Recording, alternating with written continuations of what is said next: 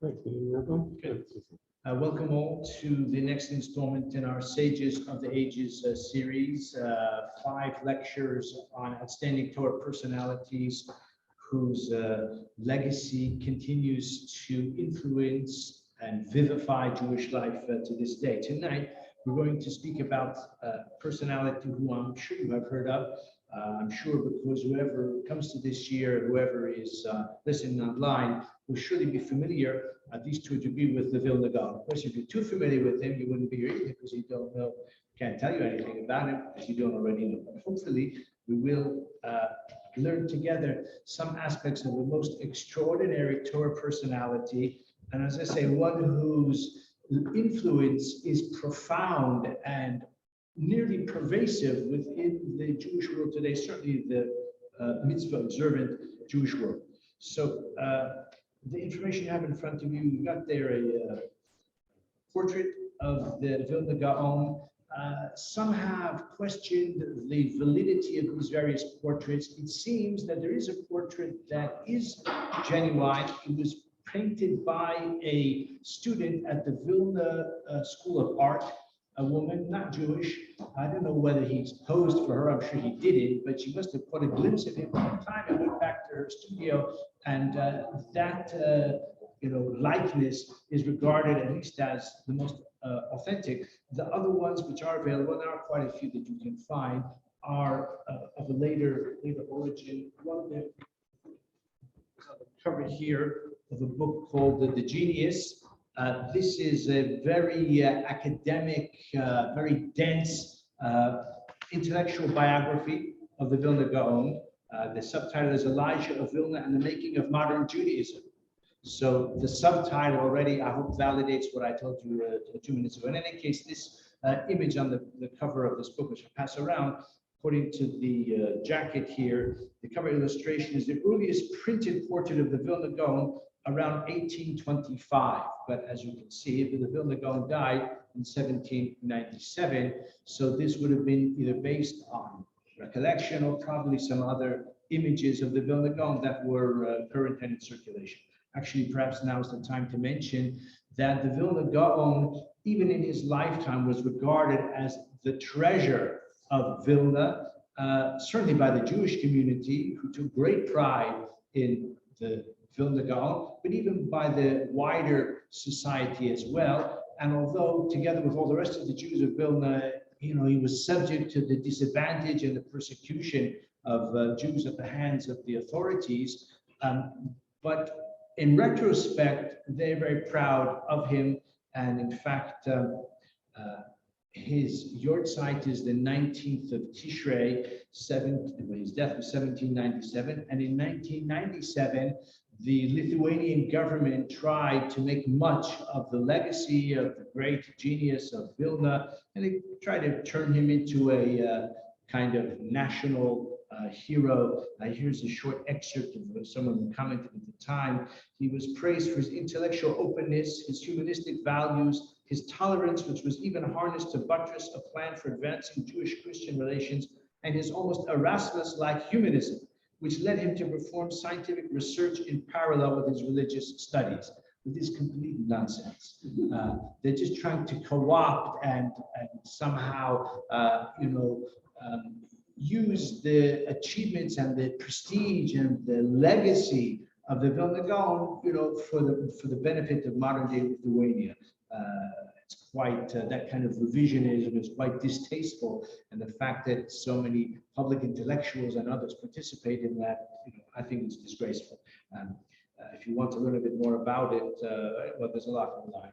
You can find plenty online about the Vilna Gaon. Okay, but you're not online, you're here. So let's talk about what we can explore about the Vilna Gaon. So his name was Rabbi Eliyahu ben Shlomo Zalman Kramer. Kramer was his surname.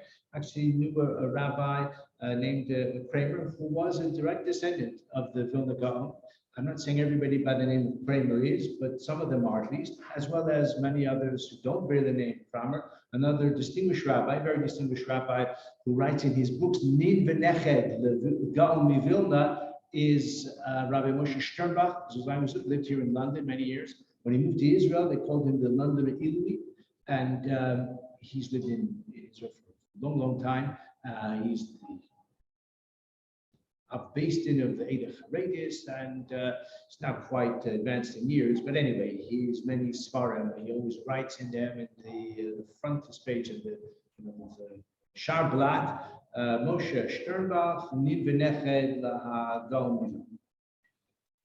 And Nin means a great grandson, so he means he's descended from it. His dates that you have are 1720 to 1797. So he lived quite a full life. Vilna in its day and until probably the Holocaust years was known as Yerushalayim Delita. It was the Spitz, it was the pride of Lithuanian Jewry, and Lithuanian Jewry themselves regarded themselves and were widely perceived as the most intellectually advanced and the most greatest emphasis on the study of Torah.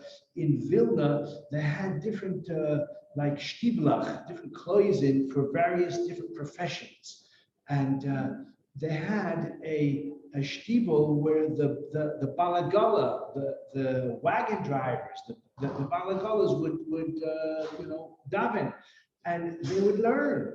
And they would do Mishnayos or Ein Yaakov. I'm not saying that they would study the teachings of the Vilna Gaon per se, but my point is that even those who were at the lowest stratum, I mean, a friend of mine once said, imagine you go to New York and you see a line of taxis, outside of the what's it called, the Manhattan Public Library there, one of the landmarks of Manhattan.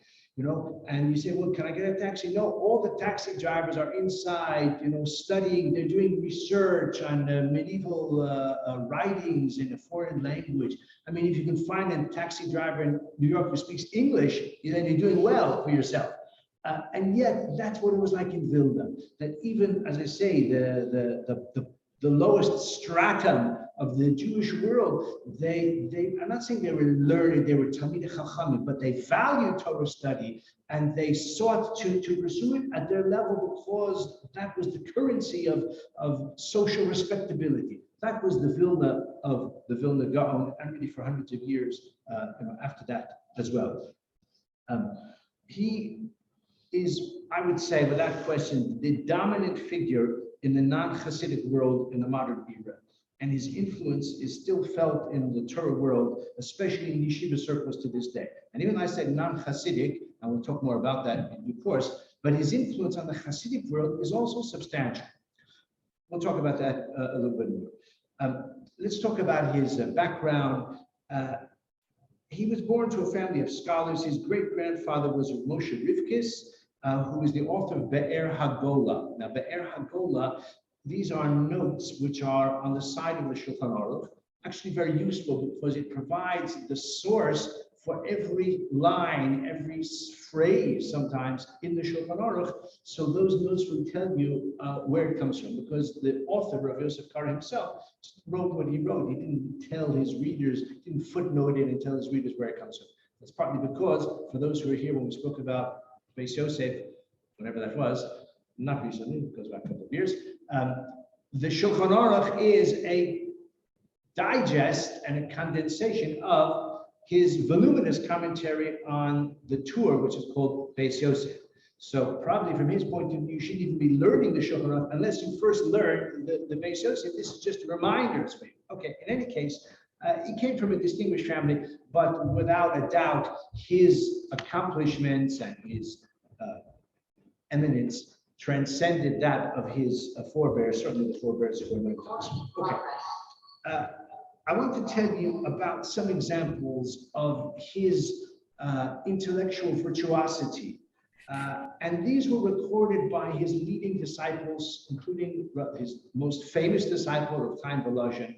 All of his students were sober scholars. They were not prone to wild exaggerations and stories of a kind of mythical nature. And although what I'm going to tell you sounds as if it nearly strange credulity in the case of the Vilna Gaon, I think it is just about believable. At the age of 3, He knew Chumash thoroughly. He had a photographic memory already at the age of 3. At the age of 6, he delivered a pilpul, learned disquisition, before the Talmidei Chachamim, the Lomdim of Vilna, on Yerushalmi.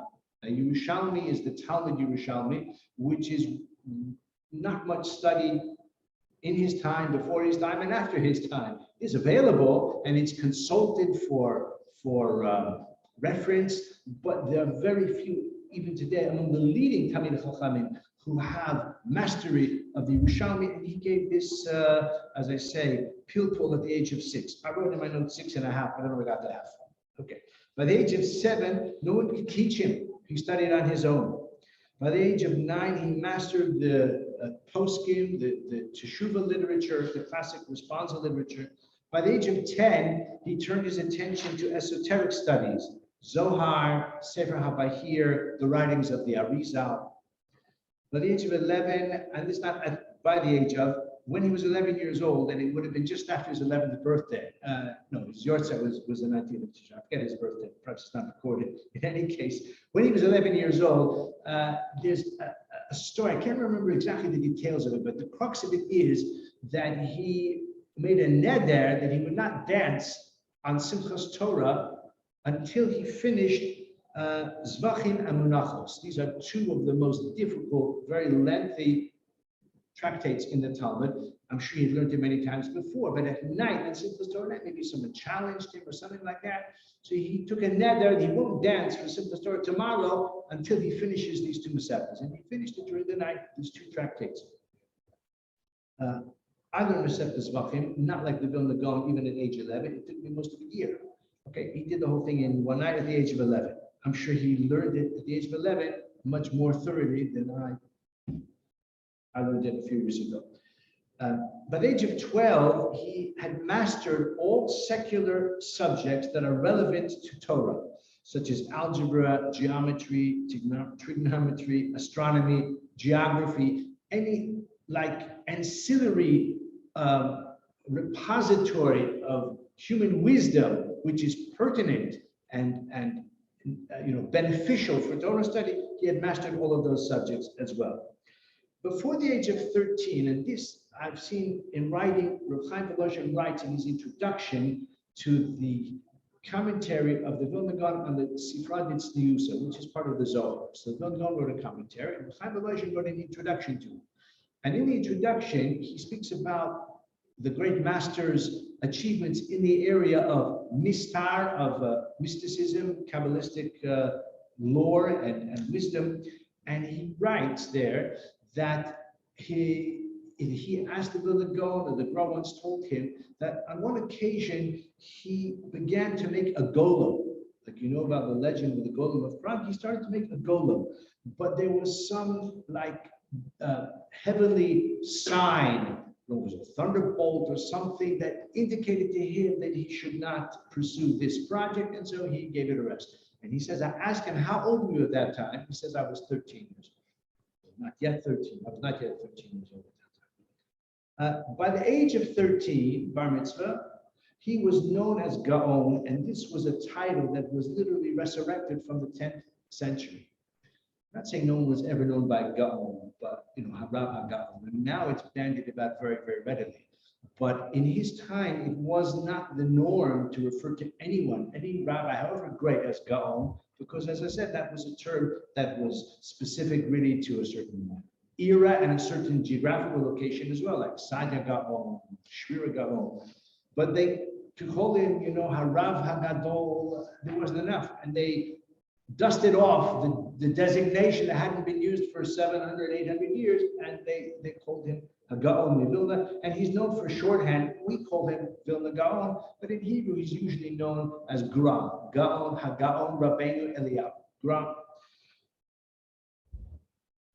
Despite these extraordinary descriptions of almost unbelievable achievement, he was known and I would say renowned for his extraordinary humility as well.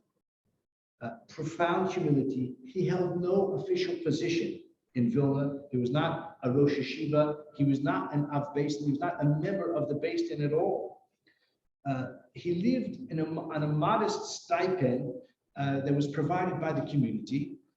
He lived in a rented apartment, a small klois, like a shtibel. That's where he davened, and a few close disciples would daven with him there as well. At a certain time, it may have gone on for months, perhaps years, the gabbai from the community, who was commissioned with responsibility to give the weekly stipend to the Vilna Gaon, was stealing half of it. He never said anything. The Vilna Gaon never said he was only getting half of what he was supposed to get. His humility was extraordinary, and he did not trot out his authority to speak out or to condemn or to render halachic opinions. If his opinion was sought, so I'm sure he would respond as well. We don't have responsa that he wrote. We'll talk about why shortly. He married at the age of 18, and from that age, even from before that age, he learned in a small home that was provided for him day and night. When I say day and night, his hasmada, that is to say, his extent of his diligence, again, I don't want to try to the same superlatives, something extraordinary.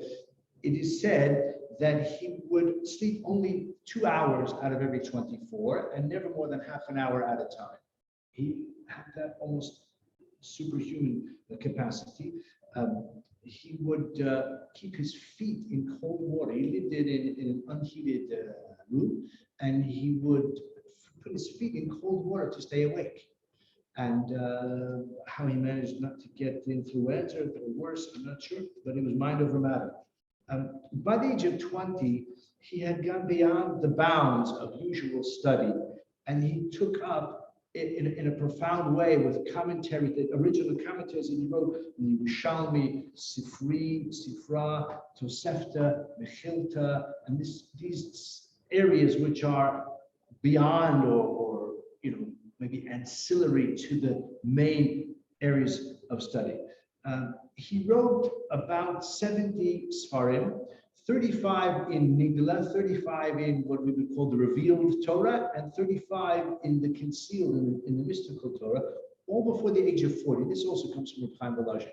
Says he wrote them all before the age of 40 because beyond the age of 40, his ideas were too profound, too abstruse to be committed to writing. Now, of those books that he wrote, he didn't sit down and write them and then, edit them or get back the galleys and review them, proofread them, and that sort of thing. Most of what he wrote, the great majority, he never prepared it for publication at all. Many of the books that he wrote derive from his own marginal notes. In fact, one of the most important features of his literary output is called the Biur Hagra. And if you turn over the page that you got there, so it's a bit too small to read, but in the upper left quadrant, this is a facsimile of a page of the Shulchan Aruch. It happens to be on Orach Chaim and Laws of Shabbos. And the Biur Hagra is kind of marked off. You can see it's shaded there. I'm not going to expect anyone to read it. It's probably not possible. Even the resolution is not good enough. But as you can see, it says Biur Hagra. Now, the Biur Hagra is found on nearly every paragraph in the entirety of the Shulchan Aruch, and it represents his notes. Probably these were marginal notes or recorded by his disciples, and the content of the Biur Hagra is usually references, but not just the references of the Be'er Hagolah, which I mentioned, but much more extensive. He'll mention a lot of different sources, and he'll say that this opinion or this source seems to support what the Shulchan Aruch says, and this one seems to oppose it. And it's not always clear what halakhic conclusion the Vilna Gaon is seeking to communicate in those notes, but frequently it is, and often it's just by like a very terse reference. Like he'll say, this comes from the Rambam, but the Rashba seems to learn differently. And the implication is that maybe the Rashba has a more compelling or convincing approach. So the Vilna Gaon's halachic commentaries, although they're extremely terse, but they're very, very valuable and very influential as well. I was thinking, as I was preparing for this year, I would reckon that most pages of the Mishnah Berurah, the Mishnah Berurah is only published in 6 volumes. Oh, that's just over here. Somewhere. Sure that. I'm sure there are plenty of them here. So it's 6 volumes, about, let's say, 200 pages, at least per volume, probably more. I would reckon that probably the great majority of the pages of the Mishnah Berurah mention the Vilna Gaon at least once.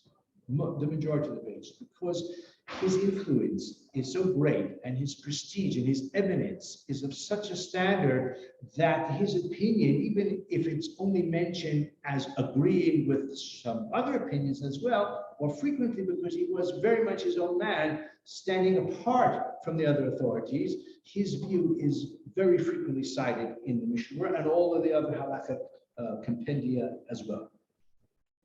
So as I say, although he wrote all of those books, many of them were just his private notes and all written by his disciples, and we'll learn a bit more about that as we go along as well.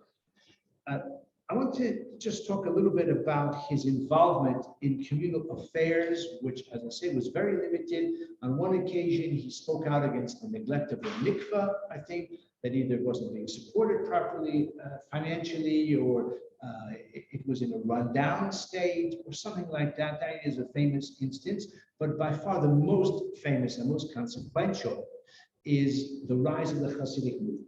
The Vilna Gaon was the leader, you could say, of non-Hasidic Jewry, and he was very outspoken in his criticism of the Hasidic movement. And the Hasidim, at least some of them, have not yet forgiven him to this day.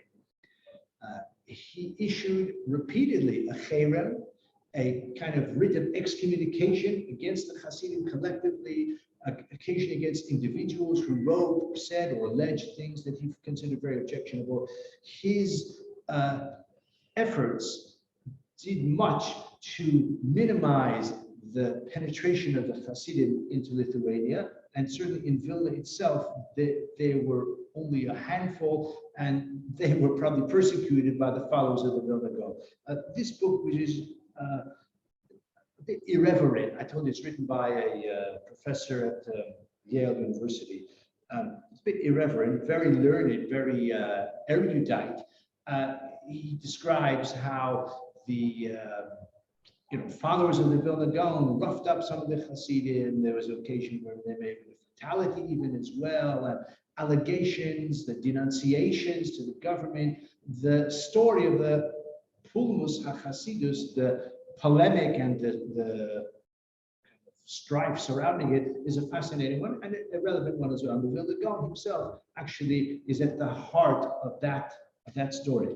Why? Why was he so opposed to Hasidim and Hasidus? So possibly his overriding concern was that the Hasidic movement was devaluing the study of Torah. It's clear to us probably before you came to this shiur tonight, and certainly in terms of what we've discussed so far, that for the Vilna Gaon, the study of Torah was the entirety of life itself. And the pursuit of the study of Torah, sophistication in the study of Torah, breadth in the study of Torah, this is the ultimate calling for every Jew. The Hasidic innovation had the effect of actually, in his view, threatening to diminish the importance of the study of Torah. Now, it may sound ridiculous to you because today, in Golders Green, in Hendon, in the Jewish world generally, Hasidim seem to be quite plugged into the study of Torah. They publish Svarim, they learn, they learn Daf and generally speaking, the Hasidim occupy the same devout space and the same space of all other staunchly religious Jews vis-a-vis the study of Torah. And I would like to suggest, and I'm not the first one to put this hypothesis forward, that the reason that Hasidim today, not only today, but already for a long time, have highly prized the study of Torah is partly because of the opposition of the Vilna Gaon. I'll tell you the story which the Chabad denies, but it's found in a certain source. They say that the author of the Aruch HaShulchan, and the one who tells the story was his nephew, no, his son, Rabbi Baruch Halevi Epstein. So his father was called Rabbi Yechiel Michal Halevi Epstein. He wrote the Aruch HaShulchan, very, very great Torah personality. He was a Rabbi in the Baradak. According to the story, on one occasion, he met with Tzemach Tzedek. Tzemach Tzedek was the second Lubavitcher Rebbe, maybe a descendant of his, maybe the next one. And according to this account, which Lubavitch denies, the Lubavitcher Rebbe of the generation said to the author of the Aruch HaShulchan, we have to be grateful for the opposition of the Misnagdim because they prevented us from becoming what you accused us of being. In other words, really it wasn't true in any case. But if it hadn't been for opposition, we might have gone that far. What is that far? So that part is innovation in Jewish practice, the elevation of the tzaddik to the point of veneration, the idea that a person can achieve greatness and closeness to Hashem even if he is not learned in Torah. You know, some of the stories which are inspiring at one level, but also a bit dangerous of the, tzibur whose prayers are not kind of successful, and then some child who is ignorant goes into the Aron Kodesh and whistles with his shepherds, or whistle maybe on Yom Kippur or something like that, which is completely inappropriate. And according to the story, it's maybe just apocryphal. The Rebbe, the Baal Shem Tov, says that the notes of the whistle of this shepherd boy, all of our tefillas have ascended to heaven. That the sincerity and the zeal of a ignorant shepherd counts for more in the eyes of Hashem than the prayers from the machzor from this whole tzibur. So on the one hand, it's inspiring, but on the other hand, I was saying that we're equating maybe a mature scholar to an ignorant shepherd in terms of closeness to God and this sort of thing. Okay, it's really worthy of a separate lecture in its own right, which perhaps we'll do one fine day, with Hasidim and anti-Hasidus and the invasion of Hasidus, Hasidim and Misnagdim. But the Vilna Gaon, as I say, stood at the forefront of that opposition. The individual who is most associated with the arousing the ire, and perhaps I shouldn't say that, there were lower level individuals who aroused the ire of the Vilna Gaon and Misnagdim generally, and sometimes the reports that reached his ears may not have been completely accurate. There may have been an element of exaggeration, maybe even some willful distortion on the part of the opponents of the Hasidim. Why did the Hasidim have opponents? So they had opponents, besides what I told you so far. Anyone who wants to innovate, anyone who wants to shake up the communal structure, anyone who wants to say that the rabbi who's been in charge and the balabatim who've been in charge in this kehillah for the longest time, there's a new kid in the block, there's a new game in town, and everybody leaves that base measure and rushes to the new one. Of course, they're going to arouse a lot of opposition, naturally. And therefore, probably there were instances of denunciations and fabrications which were completely, or at least substantially undeserved. So the reports that reached the ears of the Vilna Gaon probably included some exaggerations, etc. But the Torah personality in the Hasidic camp, who I have to say right now was an outstanding Talmud Chacham, also a Kabbalist, also a Hasidic rabbi, but a Talmud Chacham of the high stature, was Rav Shneur Zalman of Liadi, known as the author of the Shulchan Aruch HaRav, known in Chabad as the Alter Rebbe, known as the Baal Tanya. He was all of those things. And he once came to Vilna to meet with the Vilna Gaon. And this Hasidim say, and I also have a bit of sympathy for that suggestion, the Vilna Gaon declined repeatedly to meet with him. He wouldn't even, show him the time of day, wouldn't answer the door. If he had, if the two had met for an hour or however long, maybe the implacable opposition of the Vilna Gaon would have been reevaluated. Who can say? Maybe so. Maybe so. Because, as I said, Rishner Zalman of Liadi was a Torah personality of the highest stature, and both in terms of his halachic mastery. He wrote Shulchan Aruch Harav, is a very influential and respected halachic compendium, which is utilized throughout the Torah world, not only within the portals of Chabad, but he also is the author of the Sefer Tanya. As I say, he was a tzaddik of the highest stature as well, but it was not to be. It was not to be. It's probably the case, as I said already, that his towering stature, the towering stature of the Vilna Gaon, kept Hasidus from Lithuania generally. Someone made quite a strong argument to suggest that a few generations after the Hasidic movement, a kind of comparable or parallel movement developed within the Lithuanian yeshiva world, which was a kind of Litvisha response or Litvisha like alternative to Hasidus, and that is the Muslim movement. Hasidus never really caught hold in Lithuania for reasons that some of which we've already referred to, and in a way the Muslim movement, you could say, was the alternative. And that also is a worthy study in its own right. We'll talk about that a little bit more when we talk further about the influence and the legacy of the Vilna Gaon. Some important biographical details. It's very interesting that the Vilna Gaon went into exile, went into Gaon self-imposed. And it's not completely clear why he did this. It may be, and many tzaddikim used to do it. I told the story last week about Or HaChaim, which that may be a bit apocryphal, especially with all the details, no doubt somewhat burnished for in the retelling. But there were many tzaddikim who went into Galus, Hasidim, and before the Hasidim as well, as kaparat avonot, as a way of gaining penance for his wrongdoings.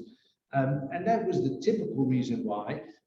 It's very possible, and I'm not the first one to suggest this, it's very possible that part of his motivation was to visit libraries, public libraries, private libraries. When I say public, I don't mean the municipal, but within the Beis Medrash or the main shul of different kingdoms, to see books, manuscripts, or printed books which were not available to him.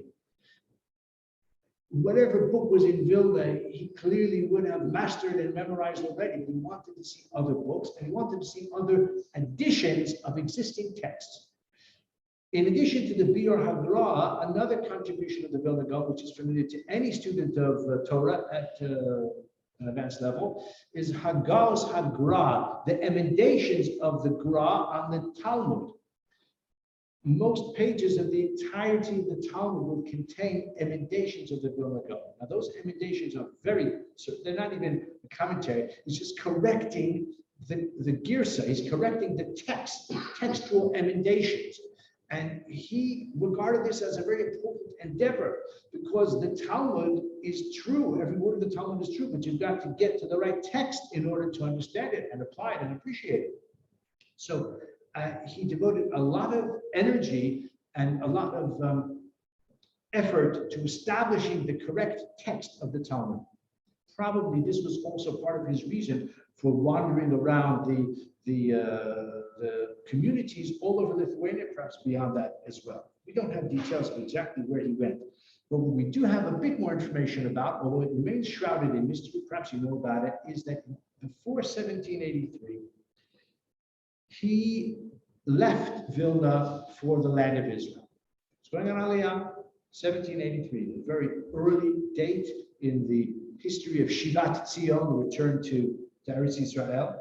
And he returned within the year. We don't know how far he got, possibly to Amsterdam. He wrote a letter to his mother and his wife known as the Igeret HaGra, the letter of the Vilna Gaon, that was published in Königsberg. He sent it from Königsberg in 1783. That's why we know he set out before that.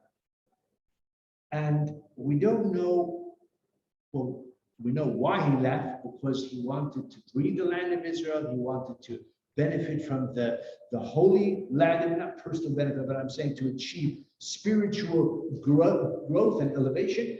There may have been a messianic component to that as well, possibly. We don't know why he turned back. We don't know why he abandoned it, and we know he returned to Vilna within the year. The letter that he wrote, the so-called Igeret HaGra, I've got it here in English. He probably wrote it in Yiddish, because he refers a few times in addressing his mother and his wife to reading texts, Jewish texts in Yiddish. It's likely that their facility with Hebrew was inadequate. So it seems he wrote the letter in Yiddish. It's been translated into Hebrew. I don't know whether the original Yiddish has been preserved. Probably it has been, but I wouldn't understand Yiddish at that level. In any case, so I would go with the Hebrew, but it's in English as well. I think it's about 5 pages here. ArtScroll has published a whole book about it, which you can buy if you want, but you can also find it online very easily. So just pass around this Vilna Gaon's letter. It is written with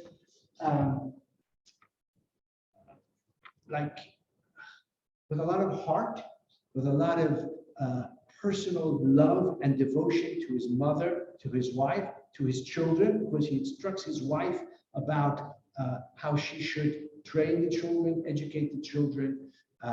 It seems he had a son-in-law at that time as well. He makes reference to a son-in-law as well. To be honest, I haven't seen the ArtScroll version.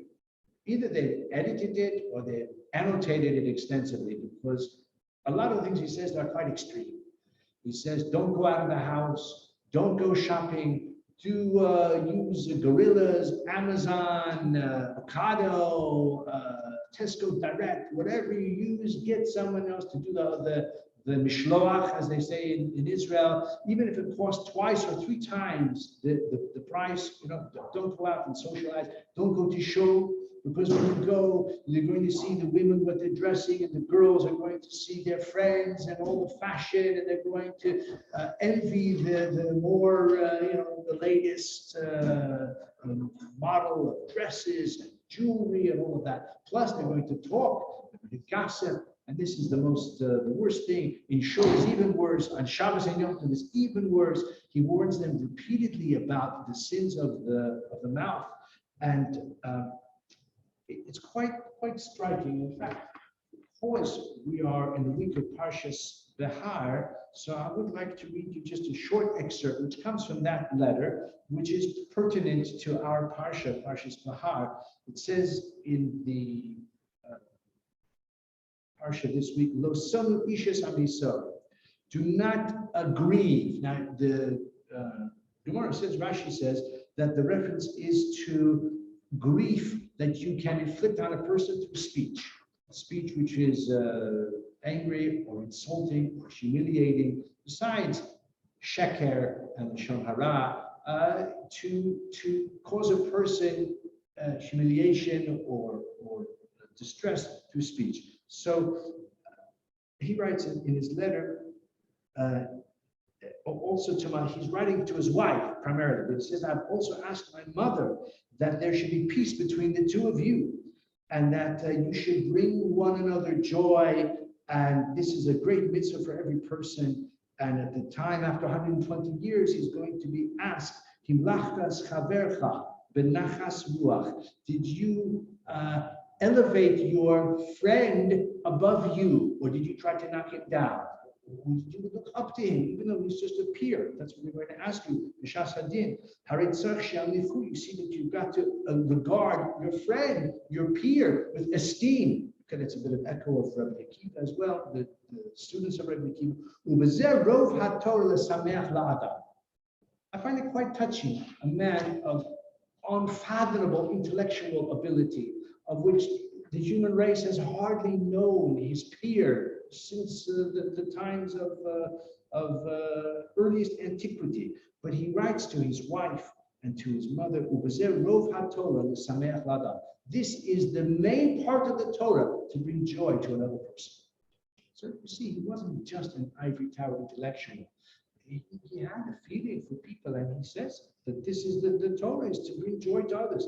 And he says, even if one is talking about his wife and his mother and his mother, the woman and her mother-in-law, and he's gone off to Israel, who knows for how long, So he says to them, and if one of you says to the other something which is inappropriate, something which is hurtful, forgive one another, and live for God's sake in peace. It's quite compelling, this I find. But as I say, some of the extremism there is a bit hard to cope with, and no doubt a lot of that is culturally or generationally specific as well. Since I'm holding this book, I'll also pass it around. I'll do the other ones as well. So I told you that Gaon wrote many, many books, but he didn't necessarily write them with the intention of publication. He wrote a commentary on the Torah, which is quite, again, terse and not easy to understand.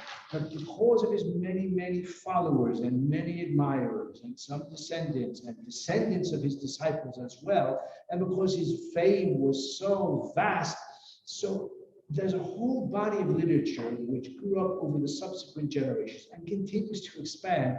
Sayings of the Vilna Gaon, when I say sayings, I don't mean like quips of the Vilna Gaon, but comments which he may have said on one occasion to a Talmud, or just casually, and someone remembered it or wrote it down, or which could happen sometimes as well, they just made it up and attributed it to the Vilna Gaon as well. A lot of them are called mipi hashmua, meaning he never wrote it, and it wasn't written from someone who heard it from him, but it's passed person to person, and they say the name of the Vilna Gaon 50 years later, this and this, and they write it down.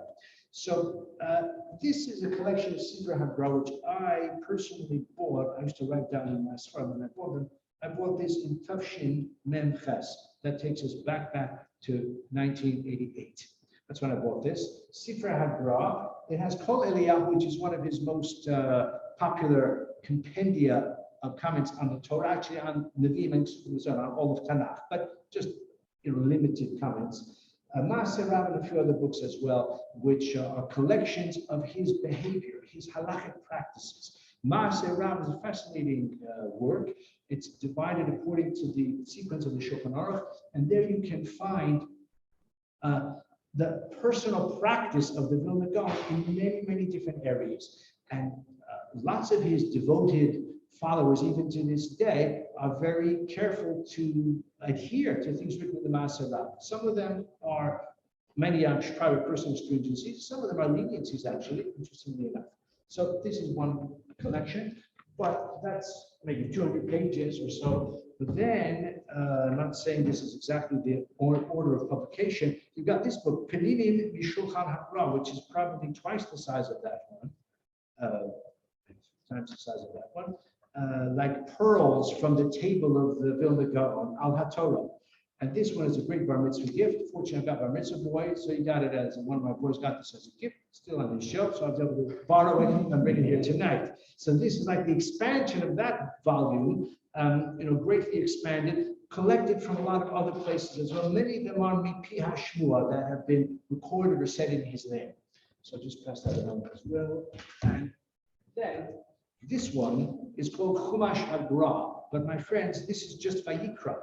It's got 5 volumes, Chumash Hagra. And this is like, I don't know if it's comprehensive, but it's much more extensive.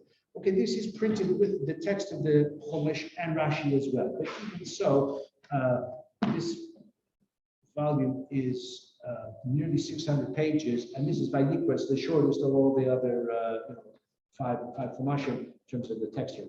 So much further expanded, and it is drawn from, again, many of his writings, including his Kabbalistic writings, including his writings on the Talmud, including his writings like we just mentioned now, this Igeret Hagra, so contents of that letter that are connected to the Torah portion, so those are included here as well. Very It's very well done, actually. And I studied this as my friend for the year some years ago. A student of mine gave it to me, the set as a gift. And I decided to learn it. And I'll tell you right now, I understood about half of it. That's probably being generous to myself. But because, as I said, much of it, it was never properly edited, certainly not by the Vilna Gaon. And maybe if he had edited to his satisfaction, then probably it would have been more difficult for us to understand. But his writings and his influence remains very extensive. He did not have a yeshiva. He did not teach, 100 or 200 talmidim in a blatt shir or a pilpul shir like you have in contemporary yeshivas today. He had a small circle of elite talmidim. The best known I mentioned already, Rabbi Volozhin, also Menachem Mendel of Shklov, and his brother Simcha Bunin of Shklov.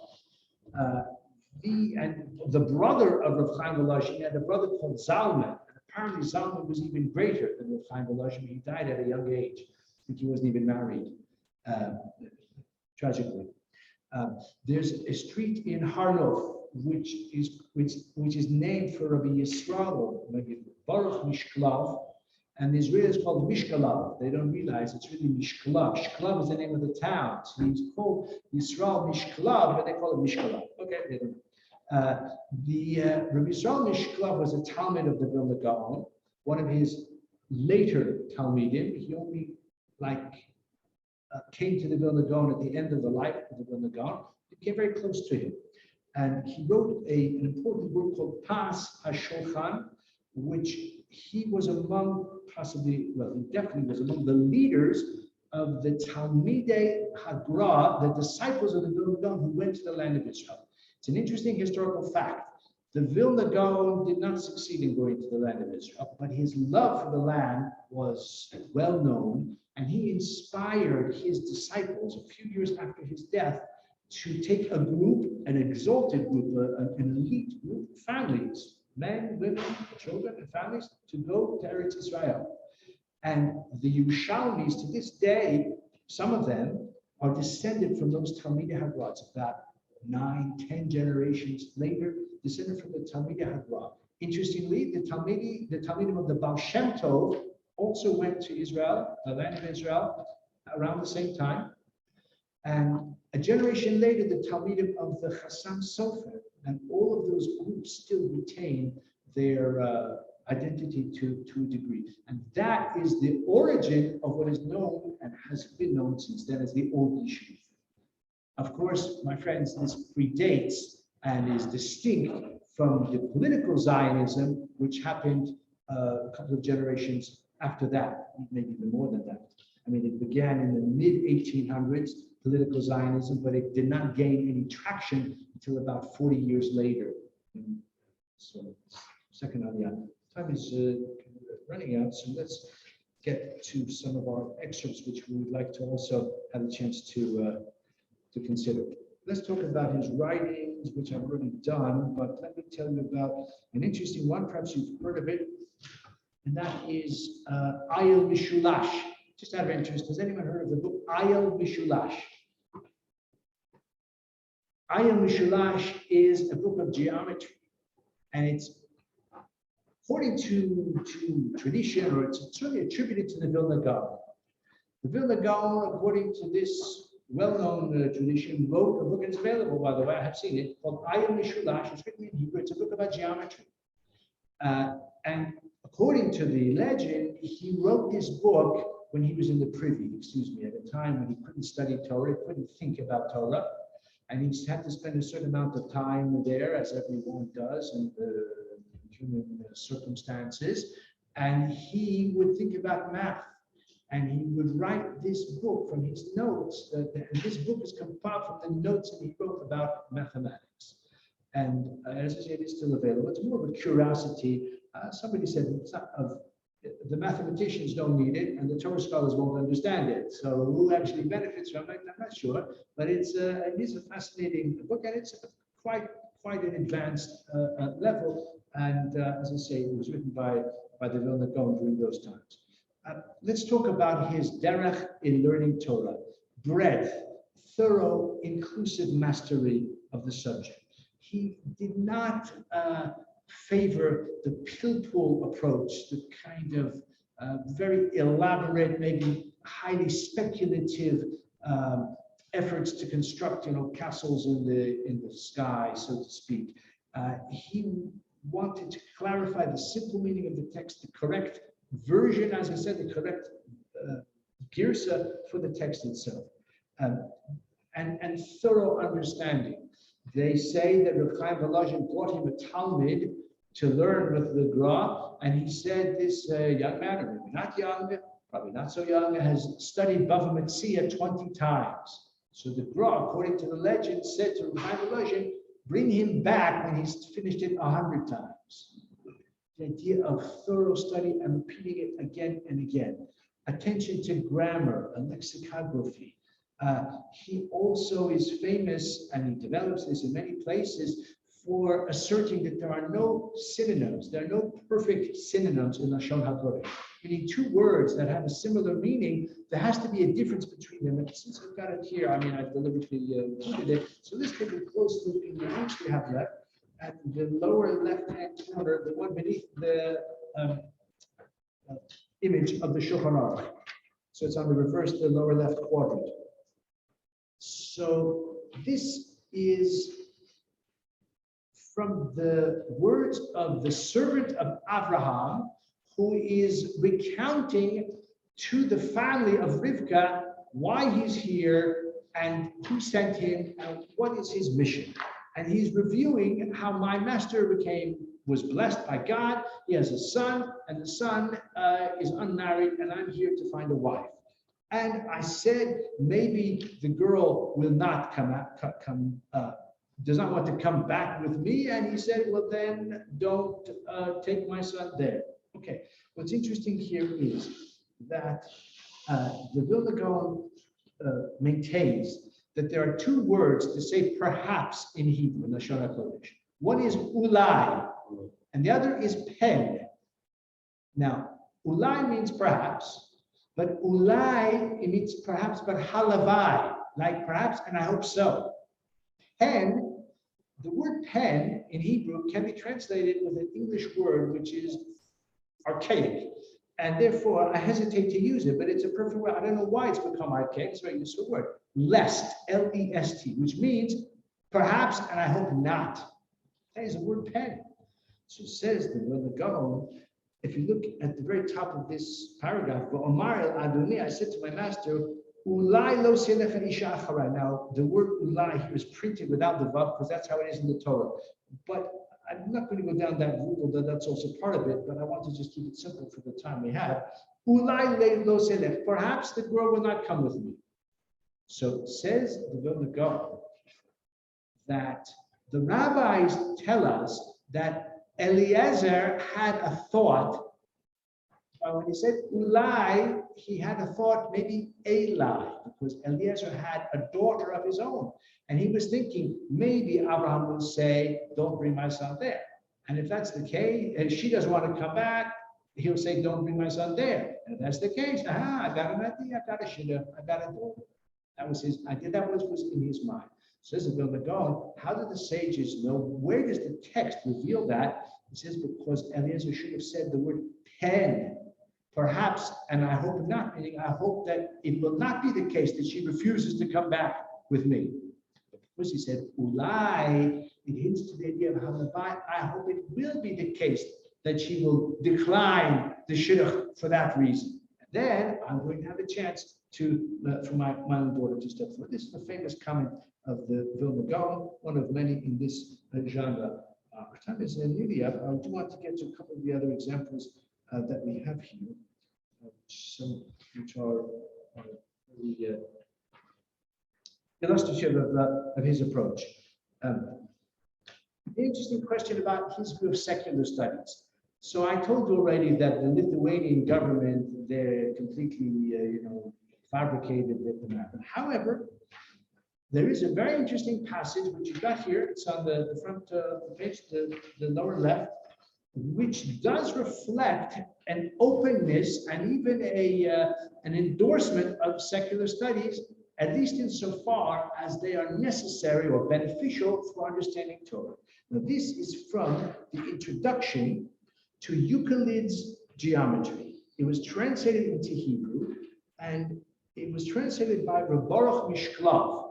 And he was a Talmud of the Vilna Gaon, and he was asked by the Gra to translate Euclid's geometry into Hebrew so that Jewish people would be able to understand it and would learn it and would also be able to win respect in the eyes of the nations of the world. So it seems, let's read it. It's a short excerpt. Hachacham HaMahandes, the Mahandes environment, he was an engineer. I guess he was knowledgeable about mathematics. Hachacham Baruch Mishklav Hakdama Lahatakat Sehu Ukalidus. Lemor B'hine B'yosi B'Vilna. When I was in Vilna, Etzel Harav HaMaor HaGaon HaGadol Maorini HaKolach Chasidim Mefursam Kvod Moreinu Harav Eliyahu. B'chodesh Teves Tav Kuf Lamed Ches. In Teves of 1778. Shamati mipi kadsho, I'm sorry, mipi hakadosh. I heard from his holy mouth. Ki kefi mashiach sar la'adam yedios mishare hachachmos, in accordance with a person's lack of mastery or understanding of the other sources of wisdom, l'umazeh, corresponding to his shortcomings in general knowledge. Yechsalo meya yados b'chachmas haTorah. He'll be lacking 100-fold in his knowledge of Torah. Because Torah and wisdom are interconnected. They are one unit, but they're interconnected. They're connected to one another. But he instructed me the Yishotin to Rabbi, but Tira Hadas Ben Amena Yisrael, and Jewish people will be more learned, more knowledgeable. But Tasur Divas Rabbi Lashon Lu'umim, and therefore we won't be subject to their derision. Asher Kishain Mayim Rabbi Yisholim. They'll say about us that we're ignorant, we're not well informed, we're not sophisticated. The last words, Shem Shemayim is Chalal. The name of heaven will be profaned as a result. So this is an oft-quoted passage which does certainly reflect the respect and the value that the Vilna Gaon imputed to secular studies. Our time is nearly up, but I would just like to say a few words about his legacy. The other selections, please read them at your leisure. They're in English, they're short, they're very sweet and very fascinating because they are, so actually I'll take just one. An eye for an eye, because we have the end of last week's Ayin Tachas Ayin. This is the Vilna Gaon. Ayin Tachas Ayin. If you imagine the Hebrew letters of the alphabet from Aleph, Beis, Gimel, Dalet, all the way down. So Ayin, what letter follows the letter Ayin? What's Tachas underneath it, from top to bottom? What's after Ayin? It's Pei. What's after Yud? Chaf. What's after Nun?